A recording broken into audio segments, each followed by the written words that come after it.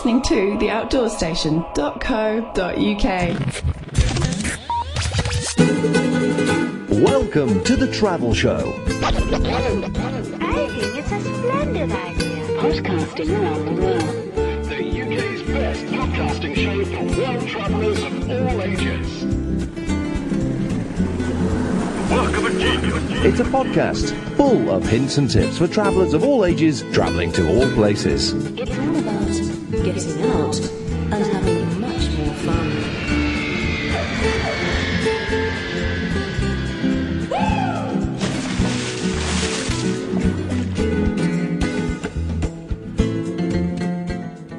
In this programme we chat to Becky Alison, who in 2006 took off and headed out to Australia for her gap year trip with the Joshua Foundation. Apparently it all came out of the blue, as she hadn't planned on having a break after finishing school. But she loved Australia so much, she went twice. No, I wanted to go to uni to do midwifery, but I had to defer a year because I didn't get into the course I wanted to do.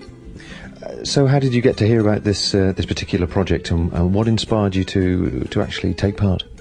It was the Joshua Foundation. The woman, Sarah, came to the school and asked 250 of us in the sixth form, who was interested in it. And I don't know, I think because it was for a charity and I was able to go away, and I didn't feel confident enough at that point to go travelling on my own, so it was nice just to go with a group. So it was a nice package, as it were, a safe package to experience something different. Make my parents feel better as well, not travelling on my own. Well, that does come into it, certainly. So a little bit about the charity then, and did anybody else from the school take the same thing up as well? 2 people did it the year before me, and just me this year. Charities, the Joshua Foundation, just helps children with terminal cancer. They can go on experiences and holidays with their families. So it's raising money and raising awareness, I guess, for that sort of thing. Yeah. Okay. So do you get many of these presentations in sixth form, out of interest? Just the one. That was the only one that came to us, so it's the only one I heard about. Didn't bother looking on the internet for any more, Sold. Okay. So what was the package? What did you have to do, and what did they give you? Basically, you raised $2,500, and you got to go to Australia for 2 weeks, totally supervised, and meet new people, basically. So that was the accommodation, the flight, food, and all that sort of thing was taken care of? Accommodation and flights, and you did your food, and most of the trips were, catered for and stuff, but, you had to pay for certain trips out, like to football games and that kind of thing. And when you're out there, I know it's a 2-week Oz experience. How was the 2 weeks filled? Presumably you were doing something for a project. Yeah, we did basically a week of sightseeing. We went to Singapore for a day and then travelled on to Brisbane. We spent a couple of days sightseeing in Brisbane, and then went to Coralbin, which is a conservation area, and we did conservation work, sort of building steps and clearing pathways, that kind of thing. So quite hands-on and physically straining. Okay. Just rewinding the clock a bit then, so what time of year was it that you had the presentation, and how long did you have before you actually left to go to Oz? And how did you raise the money? You get the presentation in the September before you go, and we left in the July. I raised my money through skydive, theme parties, and donations from family, friends and parents, colleagues, that kind of thing. Was it fairly easy to raise the money, or did you actually find it a bit of a struggle? Because we're a sort of fairly rural community here, aren't we? Yeah, it was a bit of a struggle. I mean, great help through friends. I mean, you've got to ask your friends for donations and support with it all, but it was definitely an experience, shall we say, raising the money. But, skydive, brilliant way to do it. Get lots of donations through that, yeah. Excellent. So you left in July, which is obviously our summer, all being well, if we're lucky, and you went to Singapore for a 24-hour stopover before going down to Australia. Was that the first time you'd been to an Asian country, and how did it? What was your impressions of it when you arrived? Well, the humidity obviously hits you first, and it was the first time I'd been to an Asian country. It was different culture shock, you know. I mean, they still had Topshop and our kind of shops, but just the people was, you know, so different. And yeah, it was different from Australia as well, because the people in Singapore were just didn't really notice you were there, kind of thing. So weren't as friendly as the Australians. Okay. And did you do anything special in Singapore in the 24 hours, or was it literally just dive in, have something to eat, go to sleep and dive out again? Have a shower first, after all the plane journeys. You know, we went out into Clarke Quay in the evening for a couple of drinks, which was lovely, really modern area. Slept and then went on a boat ride, and the next day went to Chinatown and Little India, which was great. Yeah, that's about all we did, and then we jumped on a flight to Brisbane. Okay, so you arrived in Brisbane, and what were your first impressions when you got there? Well, I've been to Australia before, but mainly Melbourne and up the middle. East Coast, no different really, apart from the heat, so it's a lot hotter. So it was nice and sunny, people just as friendly, just, you know, really nice and accommodating, and yeah, nice people. So they presumably they obviously collected you all from the airport. Yeah. Was that the first time? I mean, did you all gather together at the airport in, I presume, Heathrow before you went out? Was that the first time you'd met your group? The first time I met the group was at we all met at a service station, and they took us down in the coach to Heathrow. So we met each other then. But you know, I only had one friend sort of on the coach, spoke to one girl, that was it. And on the plane you get to speak to, you know, different people. And yeah, Singapore was brilliant because you're all chucked in together and nobody knows anybody, so you're all in the same boat. And what sort of ages were they and background? There was, the youngest was 17 and I was the oldest at 19. So I mean, there's only a 2-year age gap, but we all got on really, really well, and sort of about the same backgrounds really. I mean, they were all from different places, like, you know, you got mainly Welsh really, but quite a few Brummie girls, and you know. So the lady that did the presentation obviously went to this area and slightly further afield, and it's a Welsh-based charity anyway, so. Right, okay. So let's the first week you said you were actually doing something physical, the physical work. From what you were saying earlier on, they had a series of people on the project coming out and doing projects. So presumably, as you finished a week's work, somebody else was taking over and so on. The next day, yeah. I mean, we do the conservation work, we finished, and then the next day, one of the guides, Les, he said he was getting the next group, you know, the next day, so. Okay, and so I saw some of the pictures there, looked fabulous, but you were working out in the bush, sort of doing bushfires and clearing areres. Yeah. That must have been hard going, coming straight from summertime England. Yes, it was. I mean, while I was there, you were all having a heat wave, so you were at home. So it's nice to get texts saying you're all in hot weather, and yeah, but Brisbane, it was lovely weather in Brisbane. Really nice weather there. I mean, it did get a bit hot doing the conservation work because it's really physical bush work and, you know, putting steps in and stuff, so. And did you find that you all mucked in together, everybody was the same sort of enthusiasm? I mean, you always get the odd few. I mean, there was like 2 girls especially that just didn't want to do, you know, didn't want to get their nails dirty and all that lot, and yeah, but most people just got on with it. Excellent, great. So the following week then they take you and sort of show you around the area and take you to trips and give you the complete Oz experience. Now, after that, you went down to Melbourne to stay with some family friends. The others that were on the trip with you, did they all come back, or did they all go and do their own thing? When we left them in Sydney, I spent about 4 or 5 days on my own in Sydney. There was another boy, Chris, who was staying there for the same length of time and then travelling up the East Coast all the way up to Cairns, and he managed to do that in 2 weeks. Don't know how he did it, but managed to do that in 2 weeks. You know, another girl was staying on in Sydney, another one was going to Melbourne for a week, and a couple more were doing, you know, a bit further up the East Coast, but that was it. Okay. The friends you went to stay with, you'd been to see before, as you were saying, a couple of months beforehand. So we'll talk about sort of Australia now generally, involving both trips, as it were. You really sort of dipped your toe in all sorts of parts of Australia. Just give us a bit of an overview of where you went and sort of the impressions you had from each individual place. The first time I went, I guess I was a bit naive really. I mean, went straight to Melbourne and stayed with these family friends, and it was great because you felt part of their family. And then me and my friend Rosie, who I was travelling with, flew to Alice Springs, and we sort of spent 2 days on our own in Alice Springs. It's got quite a large Aboriginal community, which for me was quite shocking. I've never been in those circumstances before, or seen those kind of people before, and it was, totally different way of life. And I mean, they had more Aborigines than they had white people in Alice Springs, and there were amazing art galleries, and it was a great place to go and visit, but quite scary. I wouldn't go out there at night on my own.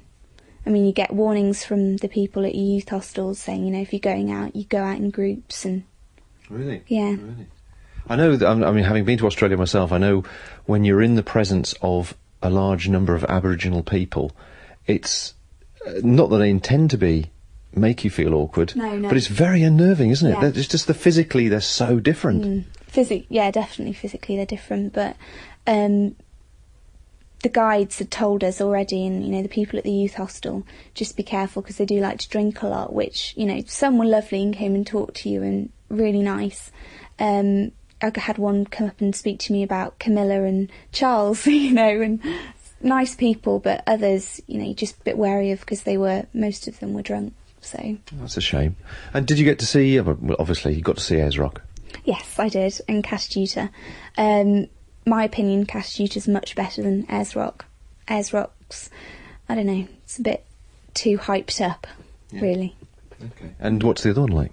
Castuta's amazing, and it's same sort of size as Ayers Rock, but it's got lots of different areas of the rocks, and they're all separated a bit, and you get to walk through them. And it's one walk called Valley of the Winds, which is really good. Quite physical, quite demanding, but really good walk in the end when you're there and you're up on the rock, and it's brilliant.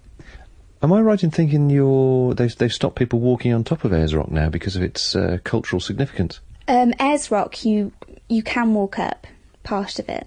I mean, in some parts you can't even take photos because they've handed it back to the Aboriginals, right. Which is why you're not meant to call it Ayers Rock now. I know I did, but you're meant to call it Uluru now.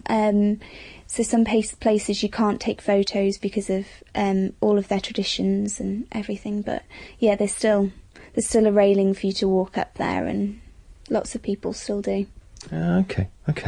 And where did you go from there then?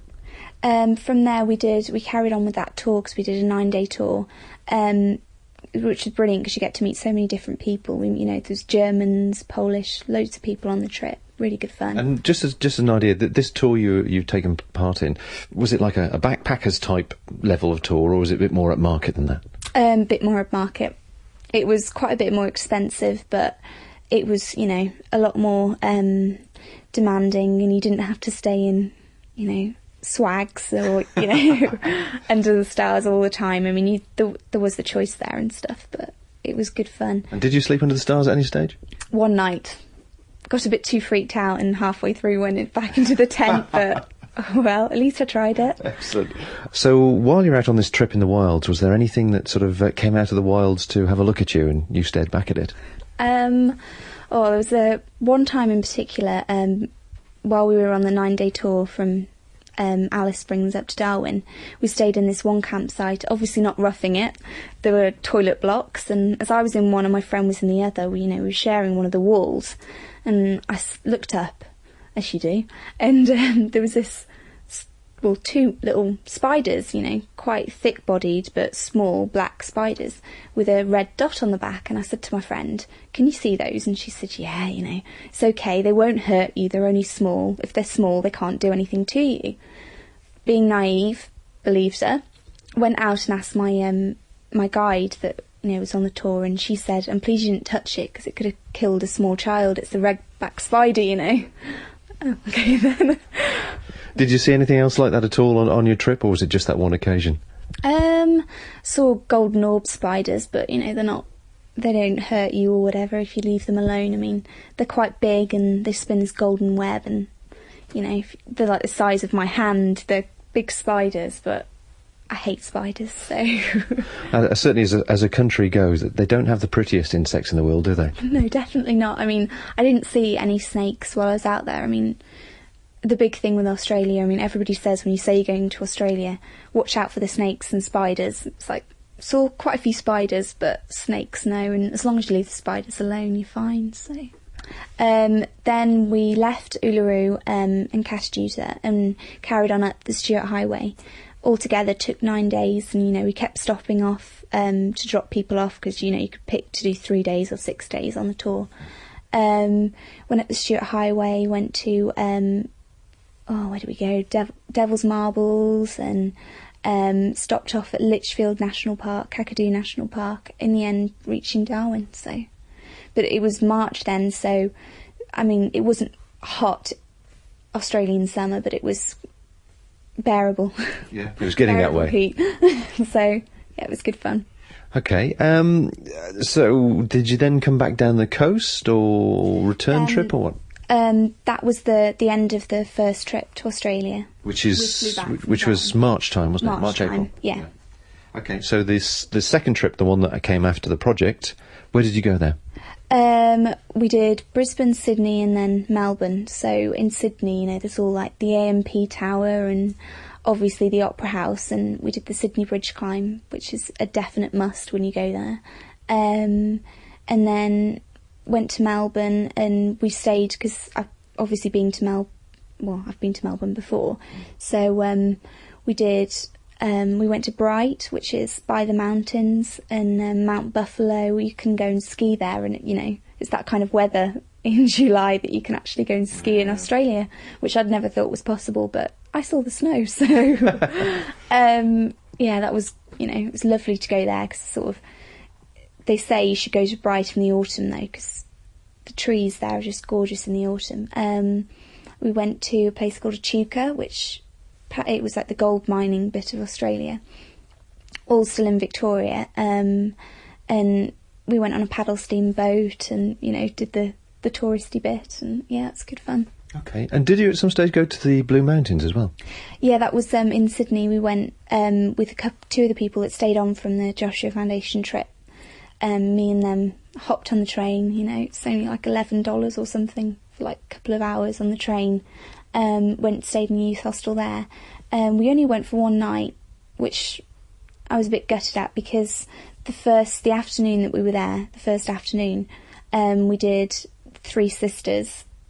We went and saw the Three Sisters, which is gorgeous rock formation. It's really, really stunning, and we decided we'd had enough for that day, tired after the train ride. And then the next day we woke up and it was foggy, which isn't good when you're going to look at scenery. You couldn't really see much, and we decided to go on a walk and make the most of it, not being able to see the waterfalls or really anything, so which is a bit of a shame. Yeah. But no, it was good, but definitely take a cagoule, you know, Rain Mac. Well, that was the one thing I wanted to touch on, because you obviously, be true to say you weren't roughing it in any of these trips, were you? Definitely not. Okay, so let's just talk a bit about the practicalities of it all, because you had a bit of an unfortunate run of it with the weather. So first of all, let's just talk about that, and then we'll talk about what you took with you and so on. Yeah, the weather in March, I mean, when we were in Darwin and Alice Springs was lovely, you know, well, basically a British summer. It was, you know, that kind of heat. It was nice, and, you know, go in shorts and t-shirts and take swimming suits and, you know, that kind of thing. But when I went in July, we went to Brisbane first, which is sort of east coast in the middle, and that was lovely. British summer again, you know, nice weather. We were on Surfers Paradise Beach, you know, bikini weather kind of thing. But then we went to Sydney and it started to rain a lot, and I'd stupidly just packed for a British summer. Yeah.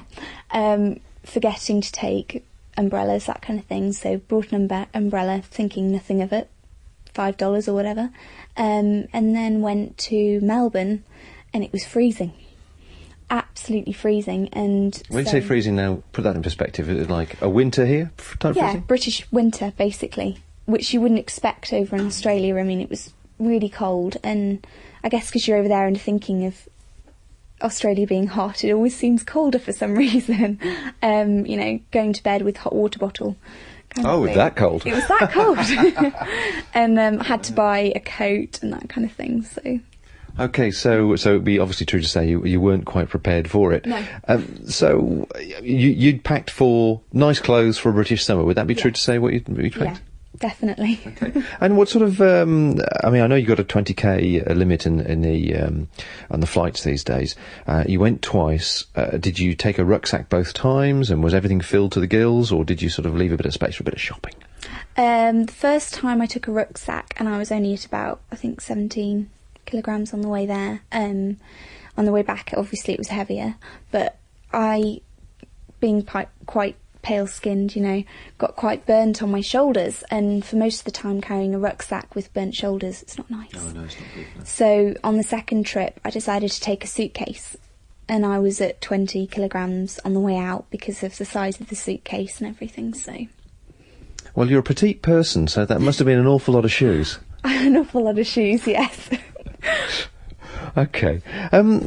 Looking at the travelling around you did, obviously you went on the tours, and you know, any parents listening to this would be reassured to know that you went with a friend, and it was sort of, not that it was all sorted for you, but actually you didn't have any sort of security problems or any concerns at all? No, on the first trip, which I did with my friend, I mean, I was met at the airport, and I was waved goodbye at the airport kind of thing, and I was with the family for the first part, and then I was with the tour guide for the second, so basically none of the time I was on my own.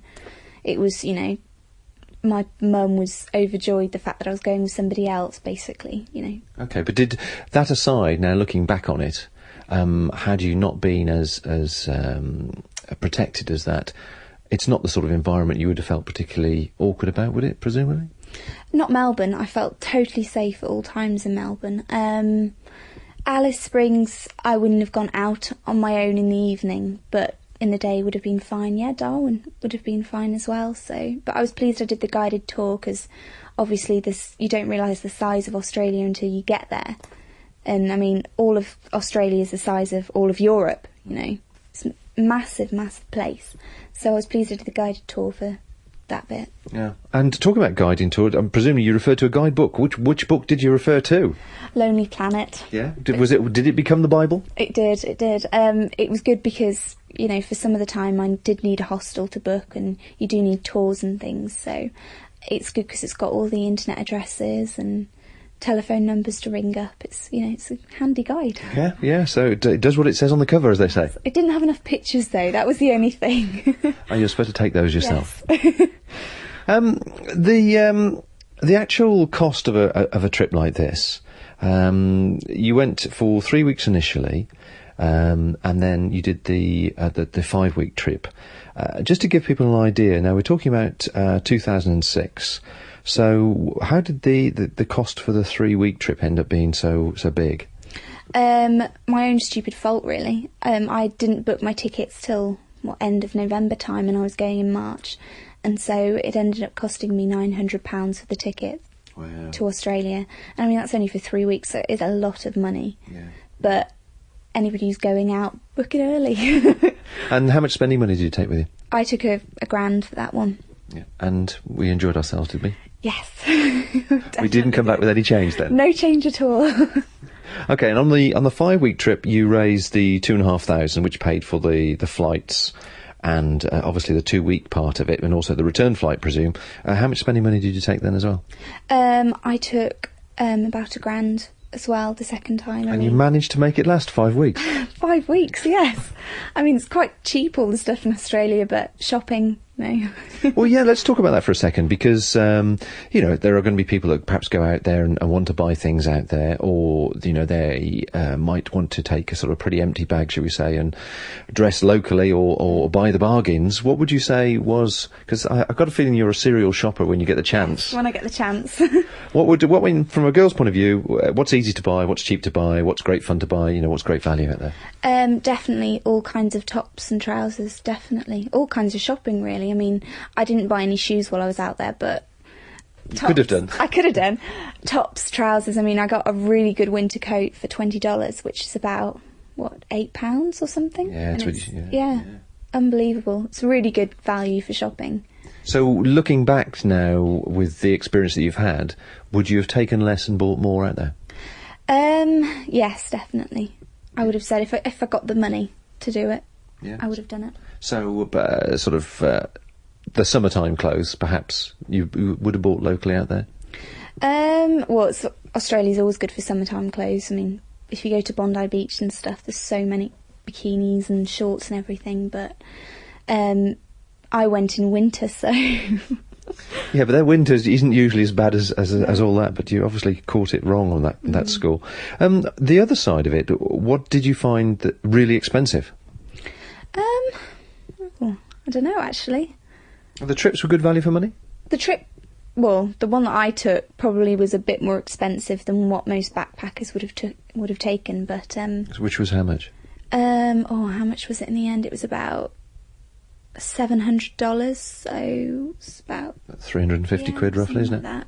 Yeah, but I mean, for me and my friend at the time, that was fine. It was what we needed, and it's what we wanted to do. And with plane rides and stuff as well, it was good value for money. So, well, for us. Yeah, excellent.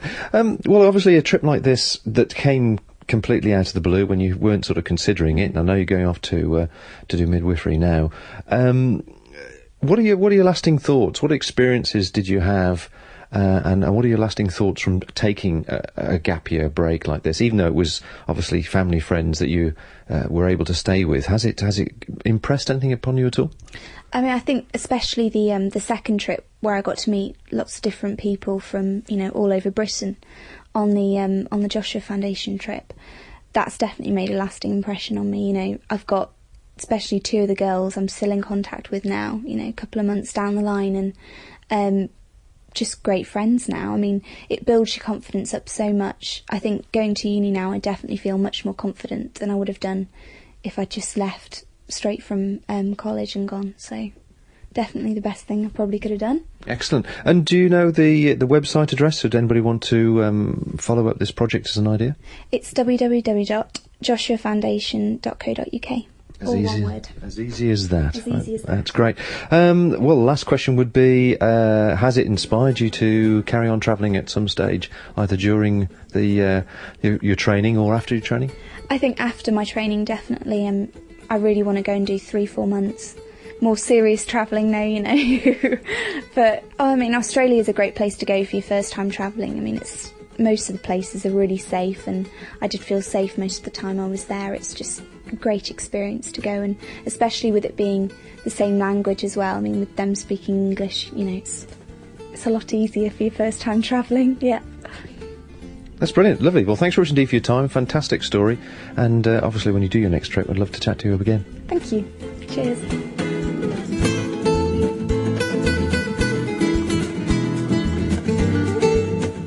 My thanks to Becky for taking the time to share her story and her introduction to Australia and travelling for the first time in general.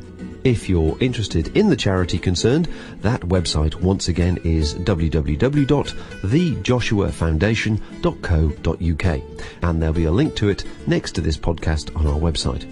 Until next time, folks, don't forget to travel lighter and travel further.